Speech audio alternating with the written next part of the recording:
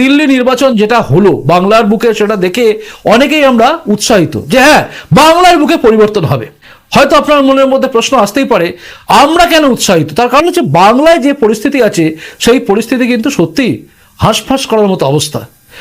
আর্থিক দুর্নীতি থেকে শুরু করে যেভাবে অভয়াকাণ্ড দেখলাম, যেভাবে কামদুনি দেখে এসেছি, যেভাবে বিচারের নামে প্রহসন চারিদিকে হয় এই রাজ্যে, কারণ এখানে সরকার যেভাবে চালাচ্ছে, যেভাবে আইন কানুনকে চালানোর চেষ্টা করছে, তাতে অনেকের মনের মধ্যে একটা প্রশ্ন চিহ্ন এসে গেছে। সেখানে আমরা সবাই হাঁসফাঁস করছি, বাঁচার জন্য মুক্তির স্বাদ পেতে চাই।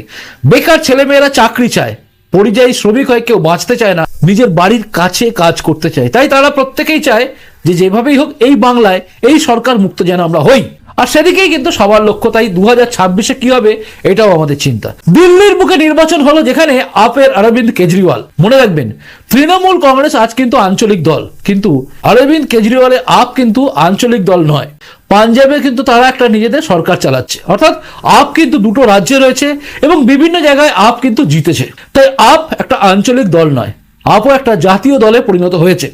সেই আপের মাথা অরবিন্দ কেজরিওয়াল। দিল্লির বুকে আপের অবস্থা কিন্তু পশ্চিমবঙ্গে মমতা বন্দ্যোপাধ্যায়ের অবস্থার চেয়ে আরো ভালো, এটা মনে রাখবেন। কারণ আপের সেখানে সংগঠন খুব প্রবল ছিল, যদিও আর্থিক দুর্নীতির কারণে যেভাবে অরবিন্দ কেজরিওয়াল জেলে ছিল এবং যেভাবে আমরা দেখেছি যেভাবে ঢপের ওপরে চলেছে, মানে মিথ্যে, সেই মিথ্যাচারের জন্য কিন্তু অরবিন্দ কেজরিওয়াল ক্রমশ কোণঠাসা হতে হতে শেষ জায়গায় চলে গেছিল এবং অবশেষে চলে গেছে। কিন্তু অহংকার ছিল প্রচন্ড, যে 2025 কেন, এরপরেও আমাকে হারাতে পারবে না কেউ। মানে বিজেপি হারাতে পারবে এটা ভাবতে পারেনি, মোদী হারাতে পারবে এটা ভাবেনি।